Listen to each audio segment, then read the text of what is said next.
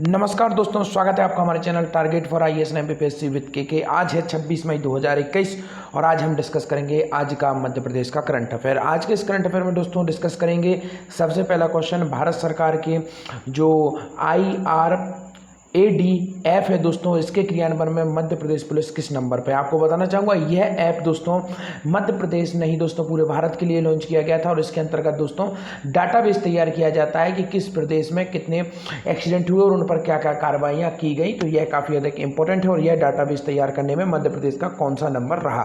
साथ ही साथ दोस्तों डिस्कस करेंगे काफ़ी महत्वपूर्ण योजना जिसे हम जानते हैं किल कोरोना वायरस अभियान के नाम से। अभी तक मैंने आप लोगों को बताया था किल कोरोना वायरस अभियान 1, किल कोरोना वायरस अभियान 2 और किल कोरोना वायरस अभियान 3 शुरू हो गया था। अब किल कोरोना वायरस अभियान 4 शुरू किया जा रहा है जो कि काफ़ी अधिक इंपॉर्टेंट है तो उसको भी हम यहाँ पर डिस्कस करेंगे। साथ ही साथ दोस्तों मैं आप लोगों को बताऊंगा जो मुख्यमंत्री अनुकंपा नियुक्ति योजना शुरू की गई थी उसको मंत्री परिषद की अनुमति मिल गई है।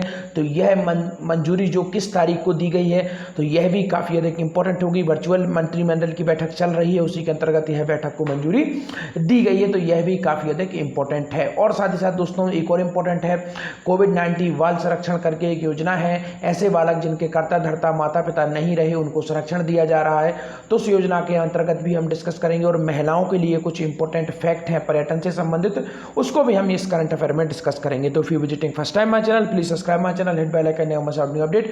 If you want to join my telegram channel, link below description, you can go join my telegram channel. There I will provide you PDF which is free of cost. You don't need to pay any types of payment for this PDF. दोस्तों free of cost PDF अगर आप प्राप्त करना चाहते हैं इस lecture की तो आपको मेरा टेलीग्राम चैनल ज्वाइन करना होगा, उसकी लिंक डिस्क्रिप्शन में है। वहां आपको डेली बेसिस पर इवनिंग में इस लेक्चर की फ्री ऑफ कॉस्ट पीडीएफ मिल जाएगी। तो चलिए शुरू करते हैं हमारा आज का करंट अफेयर सेशन। बहुत बहुत स्वागत है आपका। कितने करोड़ वैक्सीन क्रय करने के लिए उच्च स्तरीय समिति का गठन किया गया है। दोस्तों यह वैक्सीन स्पेशली 18 से 44 वर्ष के लोगों के लिए है और जिसके अंतर्गत अधिकतम संख्या आती है। और इसी वैक्सीन को क्रय करने के लिए उच्च स्तरीय समिति गठित की गई है माननीय मुख्यमंत्री जी द्वारा। तो कितने करोड़ वैक्सीन का क्रय किया जाना है, अर्थात कितने करोड़ वैक्सीन लिया जाना है मध्य प्रदेश के लिए। तो आपका ऑप्शन नंबर 1 है 1 crore vaccine, 2 crore vaccine, 3 crore vaccine या फिर इनमें से कोई नहीं। दोस्तों इसका राइट आंसर है ऑप्शन नंबर 1 करोड़ वैक्सीन खरीदी के लिए, वैक्सीन क्रय करने के लिए उच्च स्तरीय राज्य स्तरीय समिति का गठन किया गया है जो कि काफी अधिक इंपॉर्टेंट है। और इसके अंतर्गत कितने करोड़ वैक्सीन लिए जाने का प्रावधान है, 1 करोड़ लगभग वैक्सीन लिए जाने का प्रावधान है इसके अंतर्गत उच्च स्तरीय समिति के अंतर्गत।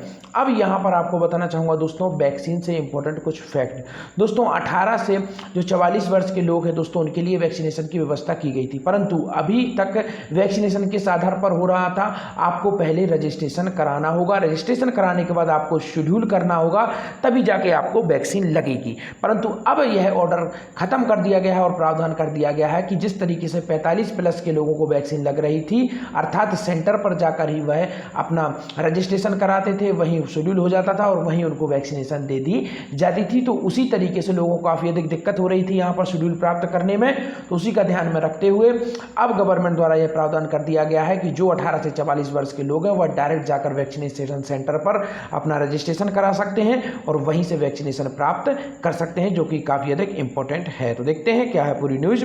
नेक्स्ट न्यूज़ को अब यहाँ पर देखेंगे हम जो कि काफ़ी अधिक इंपॉर्टेंट न्यूज़ है। मैंने आप लोगों को बताया था मुख्यमंत्री कोविड-19 अनुकंपा नियुक्ति योजना को मंत्री परिषद का अनुमोदन कब दिया गया। तो दोस्तों मंत्री परिषद का अनुमोदन काफ़ी अधिक इंपॉर्टेंट है क्योंकि यह योजना मैं आपको बताना चाहूँगा इस साल की सबसे अधिक इंपॉर्टेंट योजना होने वाली है दोस्तों, क्योंकि इस योजना के अंतर्गत काफ़ी कुछ प्रावधान किए गए हैं। साथ ही साथ एक और योजना जिसके बारे में मैंने आप लोगों को बताया था कि कोई भी परिवार का कर्ता धर्ता अगर इस कोविड के दौरान उसकी डेथ हो जाती है तो उसके परिवार को दोस्तों 5,000 रुपये प्रति माह की पेंशन भी दी जाएगी। तो यह जो योजना है दोस्तों काफ़ी अधिक इंपॉर्टेंट योजना है और इस तरीके की योजना लागू करने वाला मध्य प्रदेश एकमात्र राज्य रहा है, तो इनको हमें काफ़ी गहराई से देखना है। तो आज यह जो कोविड-19 अनुकंपा नियुक्ति योजना है इसको मंत्री परिषद का अनुमोदन कर दिया गया है। तो देखते हैं कब अनुमोदन किया गया है, किस तारीख से इसका अनुमोदन कर दिया गया है। 25 मई 2021, 24 मई 2021, 23 मई 2021 या फिर इनमें से कोई नहीं। दोस्तों इसका राइट आंसर है ऑप्शन नंबर 1 25 मई 2021 को कोविड-19 अनुकंपा नियुक्ति योजना को अनुमोदन प्रदान कर दिया गया है जो कि काफ़ी अधिक इंपॉर्टेंट है। देखते हैं नेक्स्ट क्वेश्चन, किसके लिए सुरक्षित पर्यटन स्थल कार्यक्रम की मंत्री परिषद की मंजूरी दे दी गई है। काफ़ी अधिक इंपॉर्टेंट है दोस्तों, ऐसा कौन सा समाज का वर्ग है जिसके लिए सुरक्षित पर्यटक स्थल कार्यक्रम के लिए कार्यक्रम हेतु मंत्री परिषद की मंजूरी दे दी गई है। तो दोस्तों हमारे समाज का एक ऐसा वर्ग है जो हमेशा असुरक्षा से जूझता रहता है और इसी कारण से पर्यटन में भाग नहीं ले पाता है, और उसी को ध्यान में रखते हुए मध्य प्रदेश गवर्नमेंट द्वारा सुरक्षित पर्यटन स्थल कार्यक्रम को मंत्री परिषद की मंजूरी दे दी गई है। तो ऐसा कौन सा वर्ग है हमारे समाज का? आपका ऑप्शन नंबर 1 है महिलाओं के लिए, बच्चों के लिए, विदेशियों के लिए, या फिर इनमें से कोई नहीं। दोस्तों इसका राइट आंसर है ऑप्शन नंबर 1 महिलाओं के लिए। दोस्तों मध्य प्रदेश एक सुरक्षित डेस्टिनेशन बनने जा रहा है महिलाओं के पर्यटन के लिए, और मध्य प्रदेश गवर्नमेंट ने इस बात को समझा और इसी को ध्यान में रखते हुए सुरक्षित पर्यटन स्थल कार्यक्रम किसके लिए शुरू किया गया है? महिलाओं के लिए, अर्थात महिलाएं पूर्ण सुरक्षित वातावरण में पर्यटन कर सकें और इससे मध्य प्रदेश के पर्यटन को बढ़ावा मिलेगा और साथ ही साथ महिलाओं की भी पर्यटन में भागीदारी होगी। काफी अधिक इंपॉर्टेंट है दोस्तों, और यह योजना किससे संबंधित है? मध्य प्रदेश में महिलाओं के पर्यटन से संबंधित। अब बात हुई है पर्यटन की, तो पर्यटन से इंपॉर्टेंट कुछ फैक्ट आपको बता देता हूं।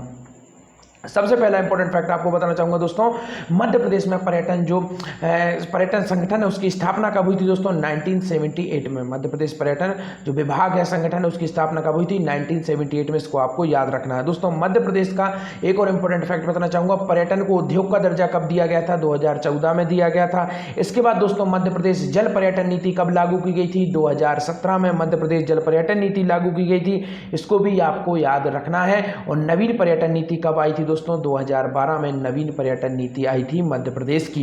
यह हो गए पर्यटन से संबंधित इंपॉर्टेंट फैक्ट। अब कुछ प्रमुख पर्यटक स्थल बता देता हूं और उनका किससे किससे संबंध रहा है। चलिए आइए एक के बाद एक शुरू करते हैं। मध्य प्रदेश का सबसे प्रमुख पर्यटक स्थल कौन सा है दोस्तों? खजुराहो। याद रखना है क्या है दोस्तों? खजुराहो। यहां पर दोस्तों कितने मंदिर थे? 85 मंदिर थे। वर्तमान में कितने मंदिर हैं? केवल 25 मंदिर संरक्षित किए गए हैं। और यहां का सबसे बड़ा मंदिर कौन सा है? कंदरिया महादेव मंदिर है। और कंदरिया महादेव मंदिर का निर्माण किसके द्वारा कराया गया था? विद्याधर द्वारा इसका निर्माण कराया गया था। दोस्तों यहां पर एक और इंपॉर्टेंट फैक्ट बता देता हूं, खजुराहो के मंदिरों को 3 भागों में बांटा गया है। कितने भागों में बांटा गया दोस्तों? 3 भागों में। दिशाएं कितनी होती हैं? 4 होती हैं। आपको एक ट्रिक बता देता हूं यहां पर, और इन 4 दिशाओं में दोस्तों आपको केवल और केवल उत्तर दिशा को क्या कर देना है? खत्म कर देना है। उत्तर दिशा को हमें नहीं देखना है। हमें कौन कौन सी दिशा देखना है? पूरब देखना है, पश्चिम देखना है, और उत्तर को हमने खत्म कर दिया और सीधे हम आ जाएंगे कहां पर? दक्षिण में आ जाएंगे दोस्तों। तो इसी तरीके से आपको देखना है 3 भागों में मंदिर को बांटा गया है खजुराहो के। कौन कौन से? पूरब, पश्चिम और दक्षिण। उत्तर को आपको काट देना है। तो केवल आपको इतना ही ध्यान रखना है, 3 भागों में बांटा गया है जिसमें से उत्तर को नहीं रखा गया है, केवल पूरब, पश्चिम और दक्षिण। और इसमें से भी सर्वाधिक मंदिरों की संख्या अगर कहां पर है तो दोस्तों वह है पश्चिम में। तो इसको भी आपको याद रखना है। और ये कंदरिया महादेव मंदिर है वो यहीं पर है दोस्तों। पार्श्वनाथ मंदिर काफी अधिक इंपॉर्टेंट है। पार्श्वनाथ मंदिर किसके द्वारा बनवाया गया था दोस्तों? धंग द्वारा। चंदेल वंश के सबसे प्रतापी राजा था जिसका नाम क्या था?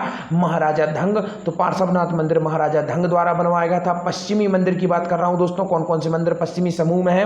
तो मैंने आपको पहला बता दिया कंदरिया महादेव, इसके बाद आपने देखा पार्श्वनाथ मंदिर, फिर इसके बाद आप देखेंगे दोस्तों, इसके पार्श्वनाथ मंदिर देखने के बाद दोस्तों आप चलेंगे किस मंदिर पर? सूर्य मंदिर, जिसे चित्रगुप्त मंदिर के नाम से भी जाना जाता है। इसे किसने बनाया था?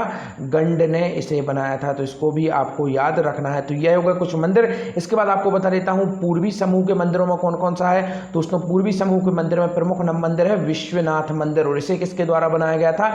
इसे बनाया गया था दोस्तों धंग के द्वारा। धंग के द्वारा 2 मंदिर प्रमुख हैं। कौन कौन से मंदिर? एक विश्वनाथ मंदिर और एक पार्श्वनाथ मंदिर, और सबसे प्रतापी राजा था दोस्तों चंदेल वंश का धंग। तो यह काफी अधिक इंपॉर्टेंट थे। पूर्वी पश्चिमी आपको सभी बता दिए। इसके बाद दोस्तों दक्षिणी समूह का सबसे प्रमुख मंदिर कौन सा है? जिसका नाम है दूल्हादेव मंदिर। याद रखिए दूल्हादेव मंदिर कहां का है?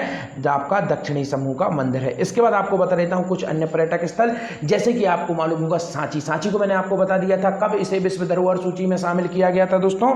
तो सांची को विश्व धरोहर सूची में शामिल किया गया था 1989 में। और खजुराहो को कब किया गया था दोस्तों? 1986 में। और भीमबेटका को सबसे लास्ट में किया गया था 2003 में किया गया था। भीमबेटका की खोज किसके द्वारा की गई थी? विष्णु वाकड़कर द्वारा की गई थी। कब की गई थी? 1957 में की गई थी।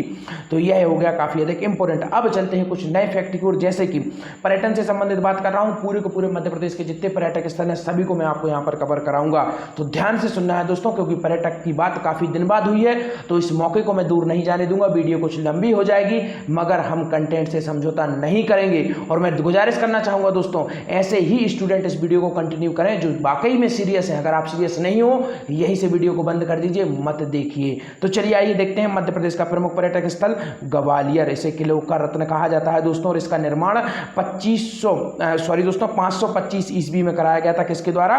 सूरज सेन द्वारा। नाम याद रख लीजिए, काफी अधिक इंपॉर्टेंट है। सूरज सेन द्वारा ग्वालियर के किले का निर्माण कराया गया था। ग्वालियर के किले के बाद नेक्स्ट इंपॉर्टेंट किला देखते हैं दोस्तों हम, काफी अधिक इंपॉर्टेंट है, जिसे हम लोग जानते हैं मांडू। काफी अधिक डेस्टिनी है और काफी इंपॉर्टेंट यह डेस्टिनी है दोस्तों।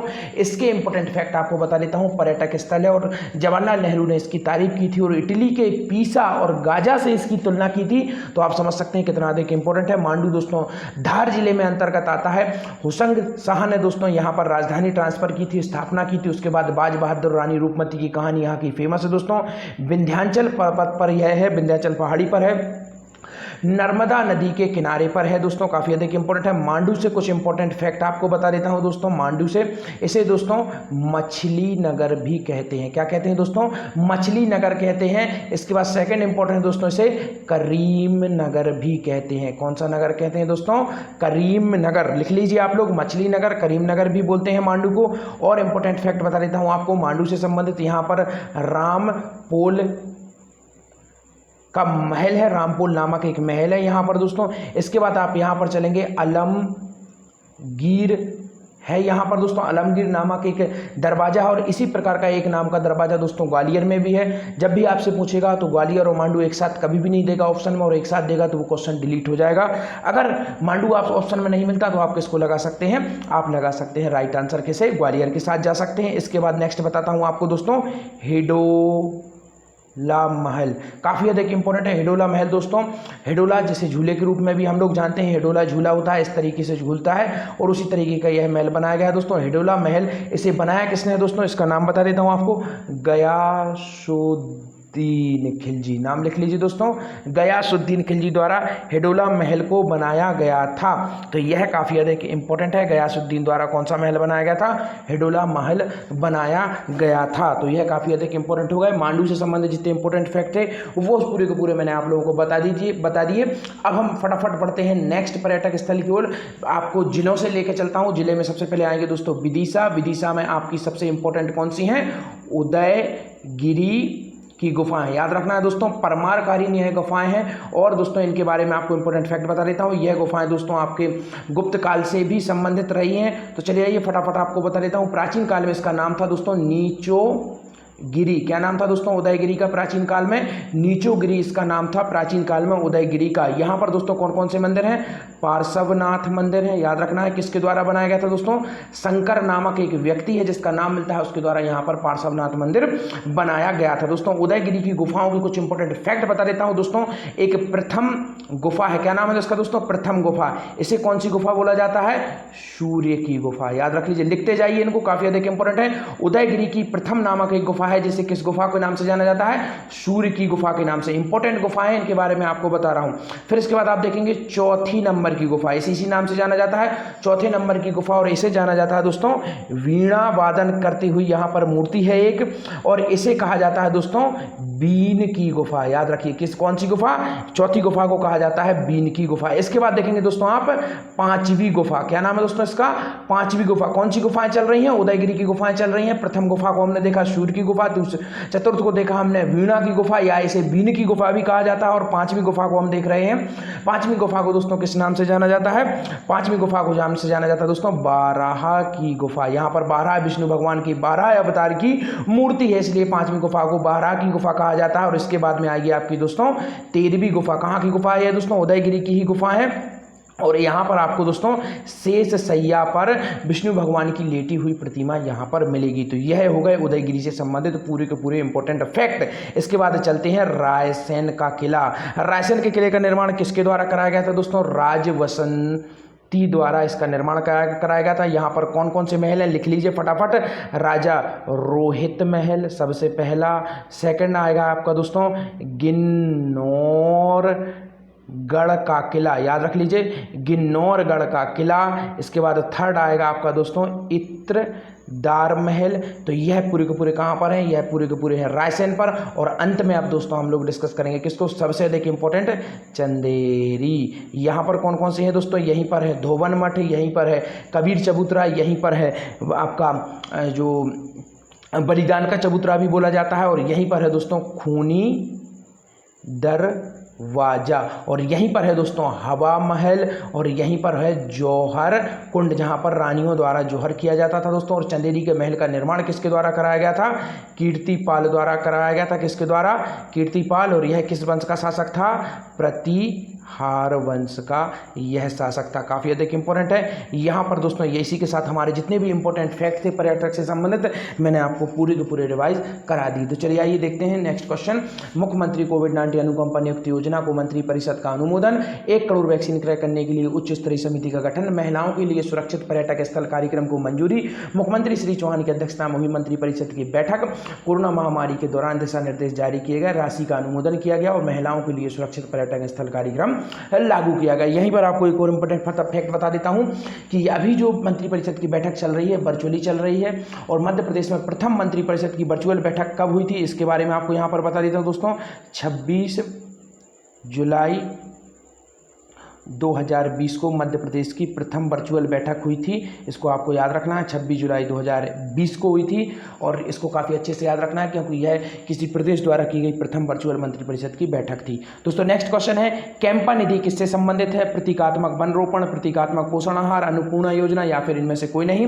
इसका राइट आंसर है ऑप्शन नंबर 1, प्रतीकात्मक वन रोपण से यह कैंपा निधि संबंधित है। दोस्तों अभी मध्य प्रदेश सरकार द्वारा कुछ दिन पहले मैंने आप लोगों से डिस्कस किया था दोस्तों, अंकुर ऐप लॉन्च किया गया था, अंकुर ऐप लॉन्च किया गया था और एक अवार्ड भी दिया गया था दोस्तों। उसका नाम क्या था दोस्तों, प्राण वायु अवार्ड। याद रखना है दोस्तों, काफी अधिक इंपॉर्टेंट है। प्राण वायु अवार्ड किससे संबंधित था, जो भी लोग वृक्षारोपण करेंगे उनको यह अवार्ड दिया जाएगा और अंकुर ऐप के माध्यम से उनकी मॉनिटरिंग की जाएगी। तो देखते हैं कैंपा निधि।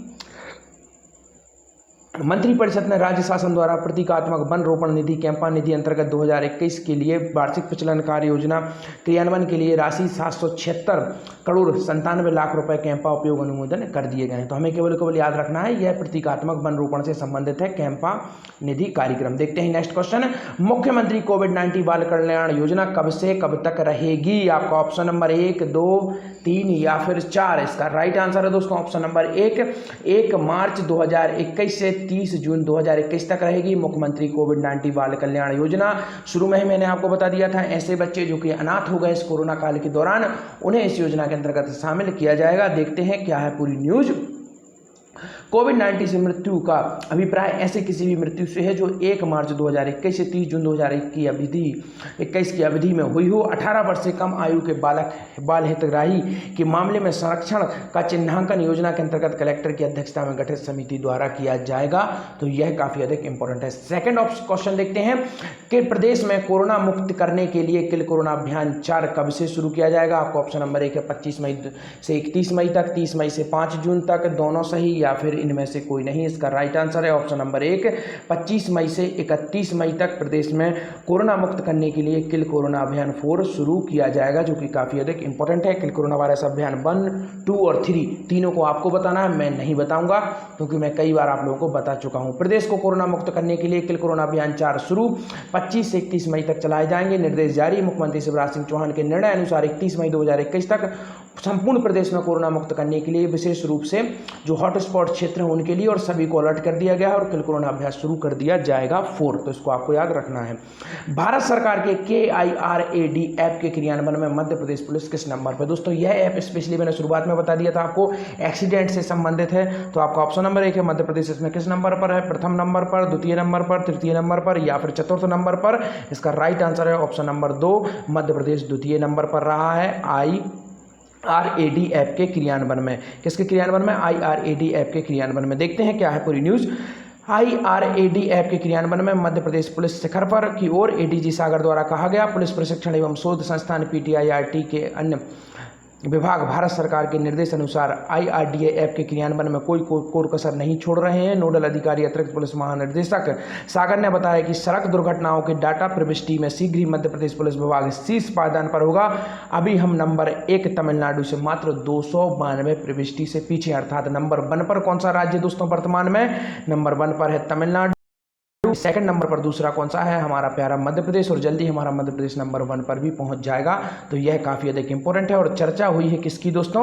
चर्चा हुई है परिवहन की। तो परिवहन से संबंधित पूरे के पूरे फैक्ट तो बनते ही हैं। तो चलिए शुरू कर देते हैं फटाफट। मध्य प्रदेश में परिवहन विभाग की स्थापना कब हुई थी दोस्तों? 1962 में मध्य प्रदेश परिवहन विभाग की स्थापना हुई थी। चलिए फटाफट आपको वर्तमान आंकड़ा दे देता हूँ। मध्य प्रदेश के वर्तमान के राष्ट्रीय राजमार्ग कौन कौन से सबसे बड़े हैं, कौन कौन से सबसे छोटे हैं? काफ़ी कंफ्यूजन होता है, तो चलिए फटाफट बताते हैं दोस्तों। मध्य प्रदेश का सबसे बड़ा राष्ट्रीय राजमार्ग जिसे हम क्या बोलते हैं? NH नेशनल हाईवे कौन सा है? मध्य प्रदेश से गुजरने वाला है NH 46। इसकी लंबाई कितनी है दोस्तों? 634 किलोमीटर। याद रख लीजिए 634 किलोमीटर इसकी लंबाई है।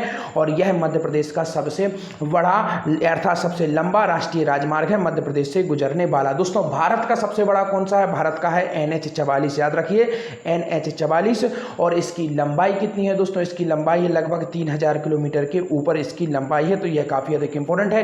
पहले NH 7 हुआ करता था, अब NH 44 हो गया है। और पहले दोस्तों मध्य प्रदेश का सबसे बड़ा कौन सा हुआ करता था? NH 3, और अब NH 46 हो गया है। तो इसको आपको याद रखना है, काफ़ी अधिक इंपॉर्टेंट है। तो चलिए आइए देखते हैं आज के आपके क्वेश्चन। किस प्रदेश के नागरिकों को निःशुल्क टेस्टिंग का मूल अधिकार है? सेकंड क्वेश्चन देखते हैं, मध्य प्रदेश के किस स्थान को यूनेस्को विश्व धरोहर संभावित सूची में शामिल किया गया है? और आज का थर्ड क्वेश्चन है आपके लिए, मुख्यमंत्री श्री शिवराज सिंह चौहान ने कोविड-19 के प्रबंधन के लिए कितने सूत्रीय रणनीति अपनाई है? हो सके तो इस सूत्रीय रणनीति का शॉर्ट फॉर्म और उसके साथ साथ फुल फॉर्म भी लिख दें, क्योंकि कल मैंने आपको वह भी बताया था। वीडियो अच्छी लगी हो तो चैनल को लाइक करिए। पहली बार चैनल को विजिट कर रहे हैं तो please subscribe my channel, hit bell icon, never miss out new update. और टेलीग्राम चैनल पर जरूर ज्वाइन करिए दोस्तों, जिन्होंने नहीं किया है। वहां आपको फ्री मटेरियल मिलेगा और इसकी जो PDF है फ्री ऑफ कॉस्ट वो भी वहीं पर मिलेगी। धन्यवाद दोस्तों।